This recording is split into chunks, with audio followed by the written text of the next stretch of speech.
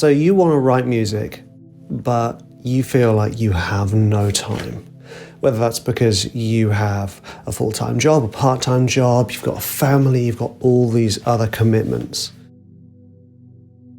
I'd like to help you in this episode with 6 steps that are going to help you make more time for your music. So despite all of your other things going on, you can have time for that burning passion for music.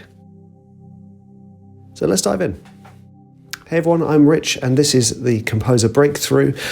If you're watching on YouTube, it's the name of the podcast that I release this audio through Substack, my Substack.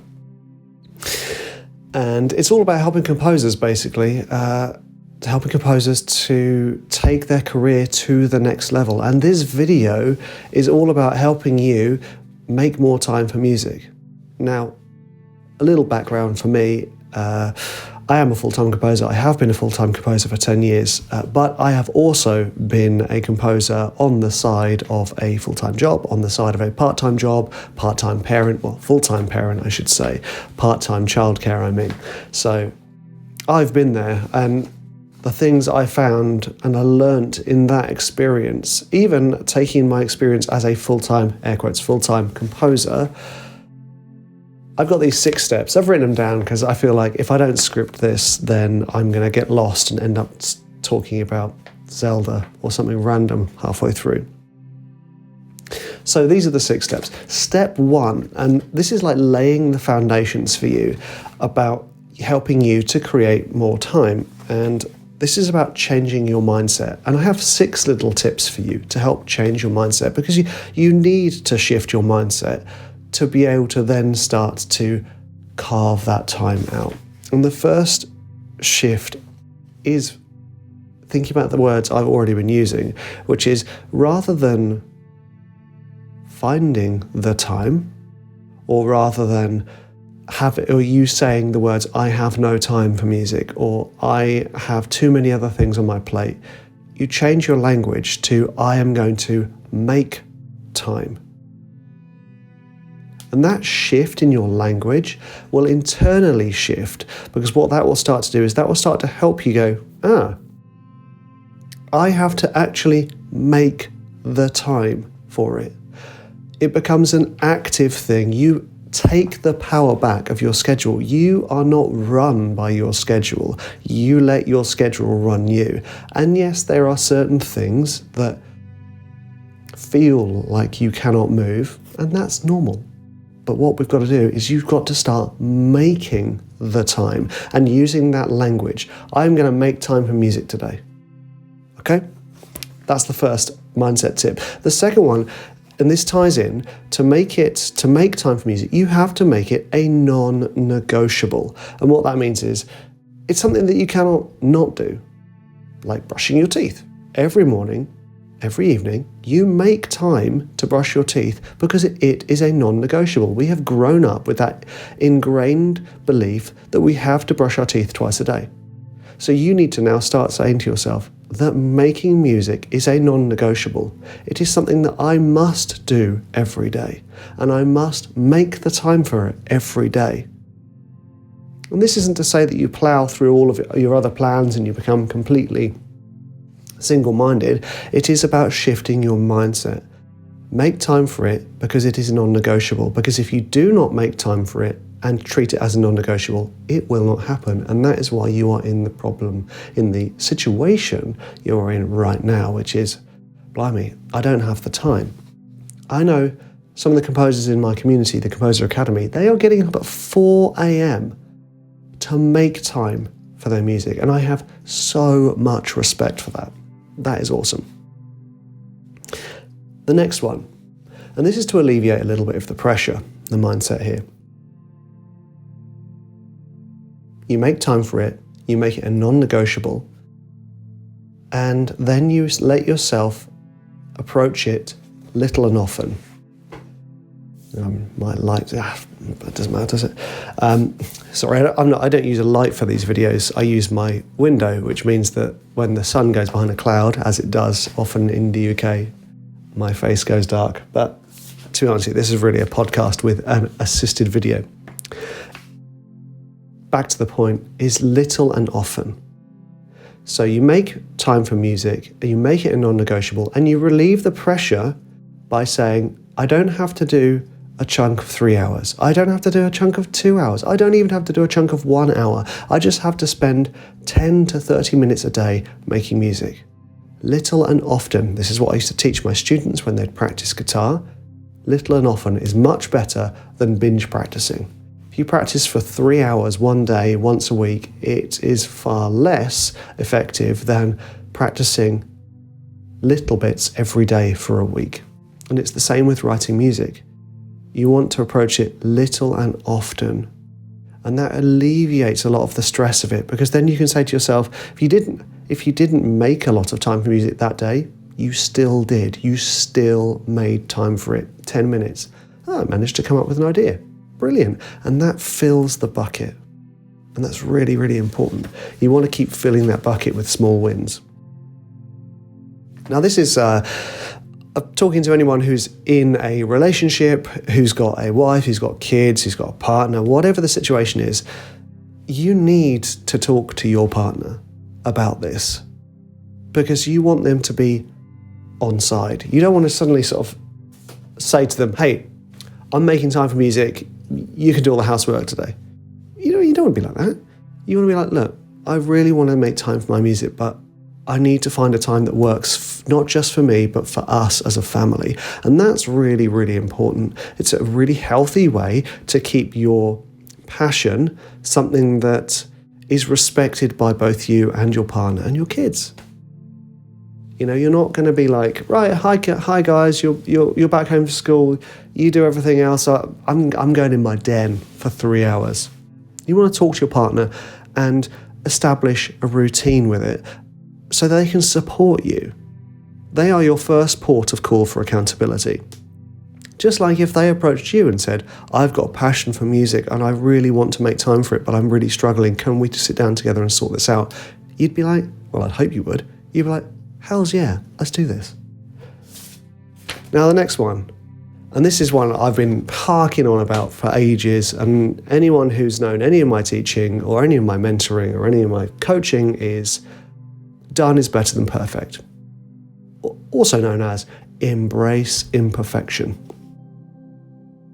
Because you're making time for music, you've made it non-negotiable, you're doing a little bit each and every day, you've arranged a time that works for you and your family. But what happens if all of that time is spent basically working on the perfect idea? That after 4 weeks, you're still working on the same track, you're still stuck, it's not perfect, this is a waste of time, I don't feel good about this. No. You want to embrace imperfection. You want to approach it like done is better than perfect, because what that does is that trains you to get ideas out. You don't want to train yourself to sit there twiddling knobs on a soft synth. You want to train yourself to compose. And the way to do that is to compose more. And the way to do that is to let an idea out, see it done, this is good enough, bosh, on to the next. Train yourself, and you'd be amazed as to how quickly you can compose ideas if you start to work like this. You could say to yourself, okay, I'm going to set aside 15 minutes a day, and every 15 minutes, each 15 minutes, I'm going to come up with an idea and quickly structure the track so that I have the basis, or 50% done, of a track each and every day. It sounds like, well, that sounds unrealistic, but actually it's not at all. It's not at all. This is how I was able to bang out 30 albums in 6 months, because I embraced imperfection. Yeah, the mixing wasn't great on some of them. Yeah, there was a couple of mistakes on others. Yeah, there was some clipping here and there, but who cares? There's this wonderful saying where to write a great track, you have to write a load of good tracks, and to write a good track, you have to write a load of rubbish tracks. And I completely agree. Completely agree. And then this is the last point on the mindset, and this is a really important one too, because to embrace imperfection, you have to learn to be kind to yourself. You have to learn to be like, it's okay, dude, you've done really well. Like, good job. Because I know the most horrible people that most of us know is ourselves.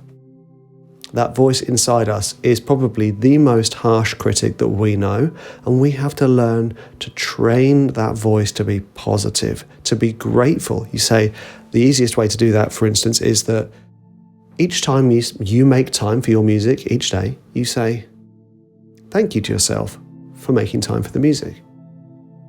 It sounds cheesy, it sounds cliched, but it's really important. Thank you, me, for setting aside the time for music. Thank you for these ideas. Good job. Oh, it feels really nice. And that will again fill the bucket, which will help you stay motivated. So that was step 1, 11 minutes in. Step 2 is establishing your goal. So all the mindset stuff, that's going to help you, the foundation of this. This first port of call is establishing your goal. What is it you want to achieve with this? What do you want to get out of all this music making? What do you want to have at the end of this? So some of you, it might simply be a goal of, well, I want to just re-embrace my passion for making music. And that's great. You can go even further than that. I want to embrace my passion for music and I want to release a jazz trio album. Awesome. Brilliant. You've got a clear goal. I want to embrace my passion for music and I want to learn how to write piano music. Brilliant. There's the goal. The other one, which is quite a common one, especially for my audience, is I want to replace some or all of my income through music. Brilliant. Now let's establish that goal even further. How are you going to do that? Well, I want to earn money through royalties. Okay, great. Where are those royalties coming from? Library music. I really want my music on TV. Great. What type of TV shows? Do you know what? I'm a massive fan of makeover shows where they have sort of tension beds, but they also have like uplifting orchestral, kind of hybrid stuff. Great. Which libraries do that? Oh, okay, Universal. Great. Let's focus on getting an album out with Universal. There's your goal. Okay, do you see how I worked that? It's the same with just doing it for passion, but just establishing the goal gives you a North Star. So that when you make time for your music, you know exactly what you're doing when you sit down. Okay, today I'm finishing track 2 of my jazz trio album. Boom. Or today I'm sketching out the idea for track 1 of my orchestral hip hop album, which I'm going to pitch to Universal to be used on a makeup makeover show. Just drop my paper. Okay, so that's step 2, establishing your goal. Step 3, get smart. Yup. And I don't mean get smart like, dressing up smart, although I think it does actually help to have a, air quotes, uniform for when you work. You wear certain clothes when you work, and then when you stop doing it, you take them off. I mean, put some other clothes on. Just run around naked. When you do make time for music, maybe you have a cardi or a hoodie that you put on to be like, I'm the composer now. What I mean when I'm just, this is how I would end up talking about Zelda if I didn't have a script. I'd be off on one. I'd happily jabbering about Zelda, which is one of the best games of all time. Cough. Get smart. What I mean by that is a SMART goal. I talked about this on one of my calls with my community recently. One of my students brought it up and it reminded me, because I mentioned it years and years ago. I wrote a book on goal setting, specifically for composers, but I gave it the worst title ever. So obviously it's not aimed at composers yet. I called it Live Your Ideal Life. What was that? What was I thinking? Sadly enough, I actually spent weeks trying to figure out the title. It should have said Composer. Compose Your Life. That's what it should have been called. That would have been much better. Anyway, I've done it now and I can't change it on Amazon without losing all my reviews. So here we go. SMART goals. So a SMART goal, that's an acronym for specific, measurable, achievable, relevant, and time-bound. Okay, what does that mean? Right, let's go back to Jazz Trio. Jazz Trio lady. She wants to write a Jazz Trio album. It's been her passion for years, but as we say, life got in the way. She has established she wants to release a Jazz Trio album. Now, to make that a SMART goal, you be specific. We've already got bit specific. Jazz Trio album with double bass, piano, and saxophone. Okay. Specific. A 10-track album with those 3 instruments. Okay. A 10-track album released on Bandcamp with those 3 instruments. Okay, now we're getting specific. I'm going to leave it there for that because I could keep going, but I think that's a good goal. Measurable. How are you going to measure? How are you going to quantify this? How are you going to know that you're working towards that? That's why I love albums, because for me, albums are measurable. You go, track 1, tick, track 2, tick, track 3, tick. So you just say, well, I will measure this by how many tracks I've done. I will know when I've done 10 tracks because I've done 10 tracks. Or I will know when I've done 10 tracks because I've actually written 20 and I've chosen my favourite 10. So that's how you're going to find it, make it measurable. It could, and also you could go one step further. You could say, okay, I'm going to make it measurable by writing a track, then mixing a track, or actually, let's go even further. Writing a track, then hiring the musicians and recording the track, then mixing, then mastering, and then you've got a measurable step within each track.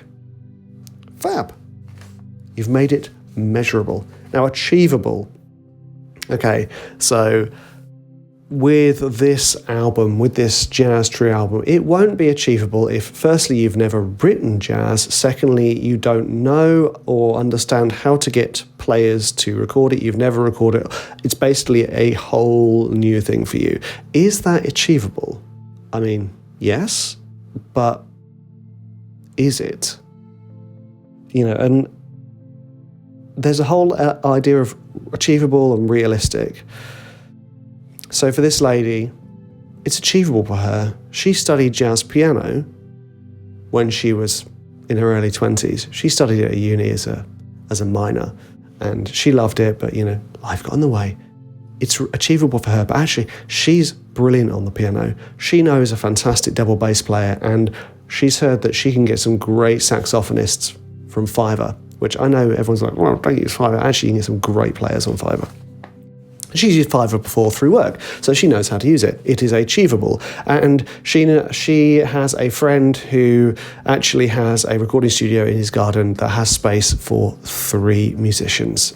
And it has a beautiful upright piano that's got just the right sense of, your grandma's home type of thing. Next one, relevant. Is what you're doing relevant? Now, relevancy is a funny one. How are you going to make the steps relevant to your goal? Your goal is to release this 10-track Jazz Trio album on Bandcamp, making sure that it's relevant, because is it something you want to do? Is it relevant to what you want to achieve, which is eventually just to embrace your passion and enjoy music? Then yes, it is. It is not relevant if this lady who wants to do her Jazz Trio album actually goes on to study EDM, even though really she wants to do jazz trios.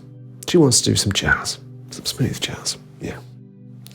And then the relevancy of the steps. So you go, okay, today I'm working on track 1. That is a relevant marker that we are working on. Today I'm working on the marketing for the album. That is not relevant to the goal at this point in time. So you push that away. You go, no, thank you, because otherwise you'll get distracted. Relevancy is a tricky one, but I think deep down that's about, does this align with who I want to be and what I want to be doing? And the last one, the T in SMART, time-bound. Now, time-bound is one of my favourite things. it is giving yourself a deadline. Because we all know it. If we don't have a deadline, we push everything away. Or if the deadline is so far in the future that it doesn't feel tangible, so there's no urgency to it, so you go, I'll put it off. Whereas if you say, I'm going to do a write, not record. Excuse me. I'm going to write the 10 tracks of my jazz trio album. Sounds like I'm saying jazz trio album. I'm going to write those in 6 weeks. In fact, no, I'm going to do it 5 weeks. I'm going to compose 2 tracks a week. It is time bound. And you can then go further. You go 5 weeks for the writing, 2 weeks for the recording, 2 weeks for mixing, 2 weeks for mastering. So we've got an 11-week schedule. 11 weeks from here till then, I'm going to have that album done and ready to upload to Bandcamp. There we go. Because you have made it time-bound, relevant, achievable, measurable, and specific, it helps that goal feel achievable. It helps you keep motivated and focused when you do make time. And that's really important, because if you're going to make the time for it and then just noodle, I mean, if that's your goal, to explore noodling on a synth, great. But if it's not, you've got to stay focused. Because even with creative work, we have to have discipline. Right, love talking about this stuff. Step 4. Is it step 4? Yeah. To make time for your music is to make it a habit or make it a ritual. Create a habit, create a ritual. Now, I'm not going to dive too deep into, the whole you have to have 60 days in a row of doing the same thing to make it a habit.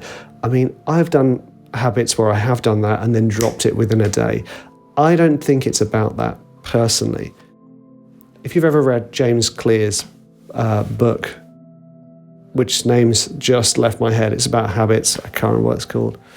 Damn it, I'm going to kick myself. Have I still got it up there? Anyway, look it up. James Clear, Habits. His book on habits is fantastic. It's absolutely fantastic.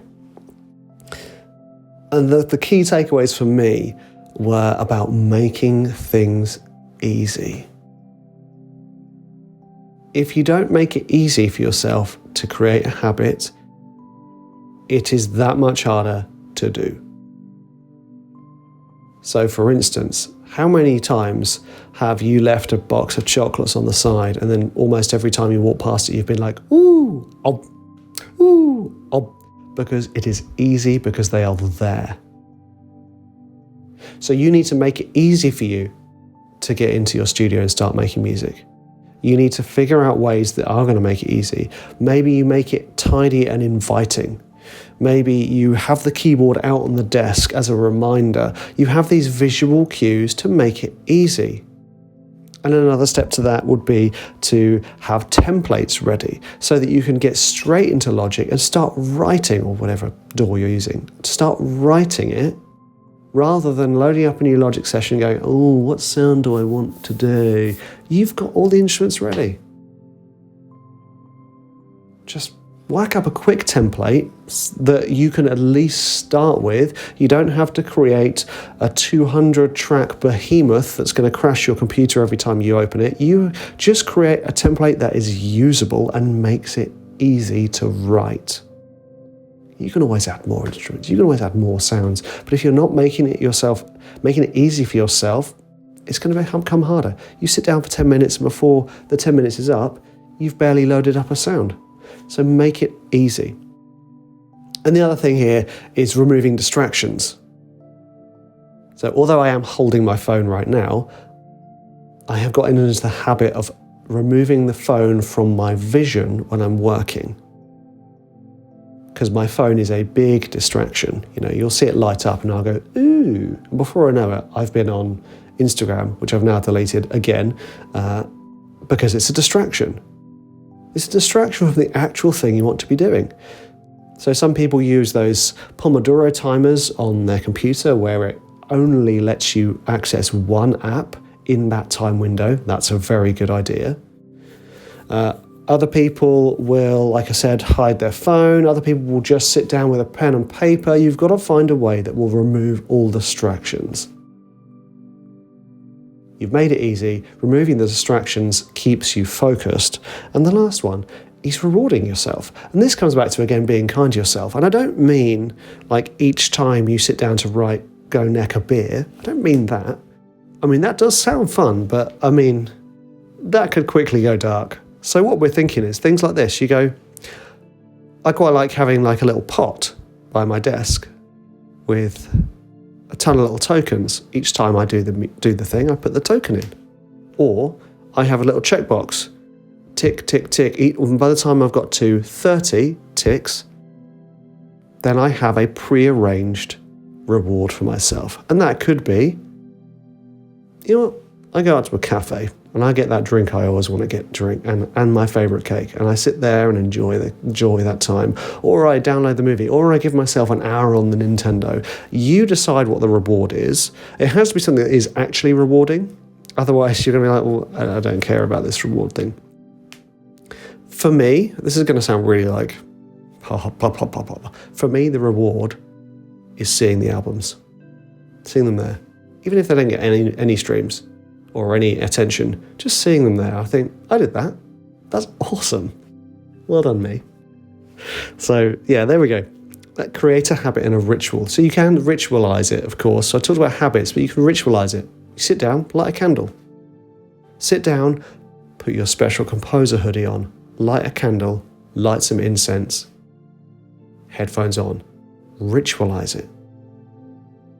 You know, like when you go to church and the whole ritual, especially with like Catholic church or something, there's a whole ritual. And you want to do that. You want to do that with your music. Treat it like that. Sit down, boom. Unfortunately, what most of us do, we ritualize the wrong thing, or habitualize, depending on the way you say it. Like, sit down, check emails. Don't do that. And I'm saying that because that's the thing I'm most guilty of. I'll just check my emails first. It's the worst thing you can do, because before you know it, you've spent an hour checking emails. You've been distracted. You're replacing your credit card details on something. You're chasing up a bill. You're doing all these other things other than the one thing you sat down to do. And that's, again, removing distractions. But be careful about what you notice yourself doing.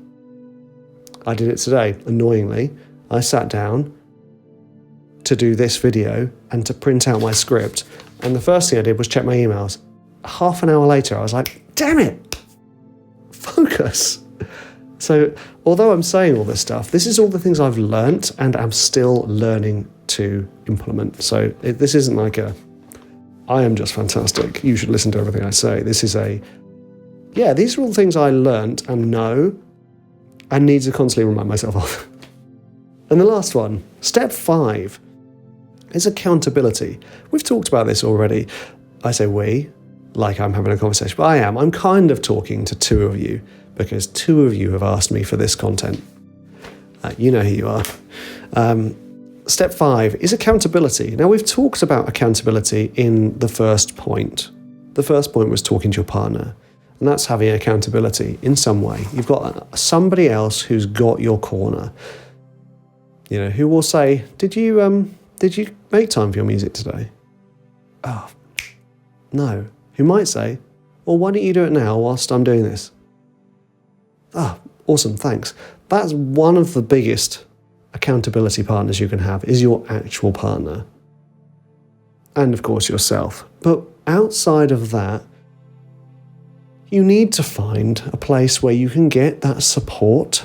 So finding like-minded people, other composers who also want to do the same thing, who will also be like, yeah, you know what, I get up at 4 a.m. and I try and do this. Or you know what, I'm finding it really hard to stay focused. Or you know what, I want to write a jazz trio album too. Let's do a collaboration. It's that. And because they're like-minded, they're in a similar situation, they also help you stay on track. They also keep you focused.